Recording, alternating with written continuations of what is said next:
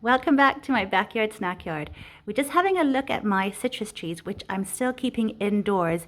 We're in the end of April now, and they are just loving life in here in front of these very, very bright windows. There's lots of fruit on this one. This particular tree is a Four Seasons lemon tree, and I got it from a supermarket a few years ago now. It is full of flowers, which just smells so amazing, which is another good reason to keep it indoors for as long as possible. Lots of flower buds, lots of blossom. The blossom are extra large too. And so gorgeous, and it's got some fruit too. So as it's 4 seasons, it keeps on flowering and producing fruit the whole time. So you always have different fruits at different stages. They don't all come in one big go. It's a very good tree to have for sure. See, there's some little baby lemons over there. That one's really tiny. And then you got some really large ones here, which are soon ready to pick. This one's really big too. I usually try to spritz them with rainwater every day just to keep that moisture level there. And I have done lots of pruning also during the winter because they get very large. But the main thing is to keep their leaves hydrated. Make sure they don't dry out. And then I also give them a good feed. So I give them a winter specific one once a month during the winter months. And now that we've tipped over into the summer feed, I give them a weekly feed.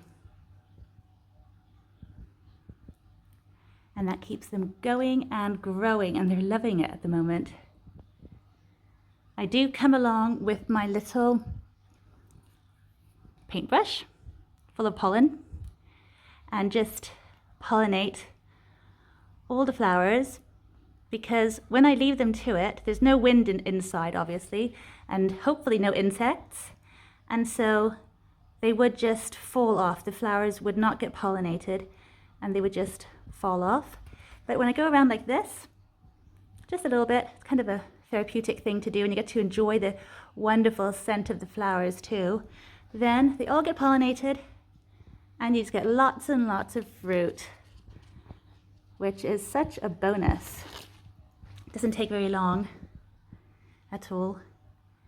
And as long as you've done it just once on each flower, that's enough. But I do tend to do it like once every 2 days or something and get them all. See, look, this down here. It's hard to show you, but these ones are pollinated, and there's a little baby fruit down there. There he is. Another one there too. So, and here's another one, a bit more visible. That's how they first look when they start out. And then this little umbilical cord here drops off. Little babies. But the one I wanted to show you today is this guy over here. It's a mixture of a Meyer lemon and a blood orange. Or I think of 2 blood oranges. It's one of the special mixes, and it's called Arcobal here. And I've been watching these fruits because they turn into this amazing color where they've got this orange here, and then they get red stripes, and it's really hard to show you in this lighting, but the red stripes are starting to come. Let's see if we can focus on it somehow.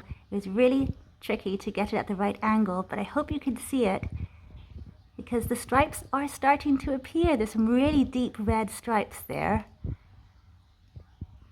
on the orange surface. I just shuffled the tree around so we can hopefully see it slightly better in this lighting. But as you can see, the fruits themselves do look a lot like Meyer lemons, except for the color, of course. And recently one of them dropped while it was still orange like this. And I did taste it, and I thought it tasted like a watery orange. There was no acidity and no sweetness. The sweetness you'd usually get from a blood orange is really distinctive, and it's really jammy and berryish. It's so good. But yeah, this was slightly disappointing, but then I'm thinking it wasn't ripe. So usually more sweetness comes from more sunlight and ripeness. So hopefully these next ones that are getting their stripes will be better. I'm really hoping so. But these fruits have been hanging on the tree for nearly a year now. I think it was back in June last year that they were flowering, I think. I'm just thinking I see some bugs up there as well.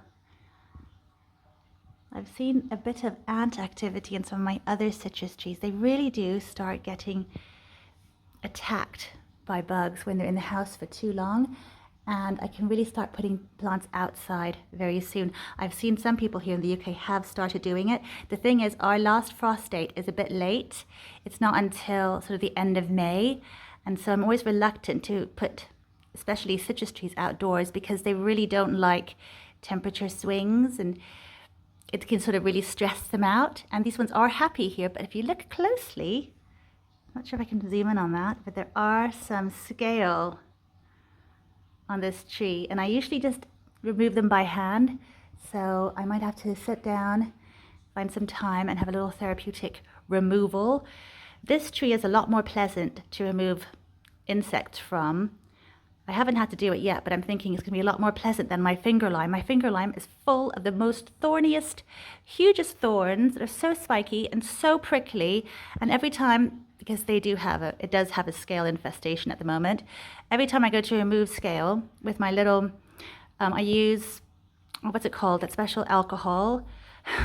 That special alcohol. I use like Q-tips dipped in, what's that alcohol called? It was rubbing alcohol. Of course, I couldn't for the life of me remember what it was called, but it's rubbing alcohol. So I just dip the Q-tips into that, and then it just zaps the scale insects. And then I also like to sprinkle the soil, the potting compost, with cinnamon, because that's also very good and keeps bugs away as well. They don't like the smell. I think it irritates them or something. So it's very effective, and it won't hurt me, this tree, because it's not prickly in the slightest. But I'm really happy to see those stripes because I have had quite a number of mislabeled fruit trees, and so when they sort of stubbornly remained orange, I started thinking that maybe it was a case of mislabeling. But they have that really distinctive nozzle there, or little dip there, that Meyer lemons do. So I assumed it was a Meyer lemon, also because it was turning orange like it was supposed to. I assumed it had that Meyer lemon parentage, I'm trying to say. But it's great to see it's got that blood orange in it too, so it's getting those stripes. So exciting. And hopefully lots of sunshine now will help sweeten it up, make them taste that much better. But I'll definitely do tastings as and when they ripen. It's a really fun time. I also have another tree here I can show you. This is my beautiful navel orange tree. I bought it as a blood orange, and then when the fruits ripened, I discovered that they had little navels, and so they were navel oranges. They didn't turn red either or anything, but they're very tasty navel oranges. And it has recently flowered a lot, and I did have to go around hand pollinating everything. And it has paid off because we have so many little fruits on that are holding on really well. Look at these ones. Let's get that little leaf away. They're growing nicely.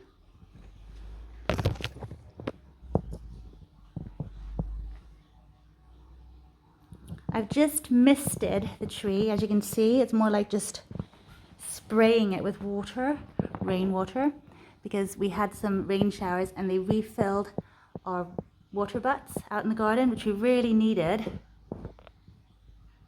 They get depleted really fast because all of the potted plants need lots of water. They get so thirsty. That's why it's really another benefit of having plants in ground. You don't need to water them as much. They just sort of look after themselves for the most part. Some more. They're hiding everywhere. I haven't done any thinning, and I don't usually do that because usually the tree just drops whatever it can't hold on to. But I will keep an eye on it, make sure that it doesn't have too many fruits hanging there. I'm sure once they go outside, then they'll have some fruit drop and everything. But it's really been fun watching them grow. I do love having them in the house over winter, but it's also lovely to get them outside. They just love being outside in the summer. You can tell. They're much happier. And those are quite large now, so they do take up quite a bit of space, to be fair. But hopefully I'll have some beautiful ripe Arcobal oranges very soon.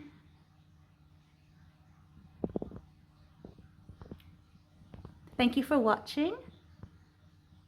I'll see you next time. Bye for now.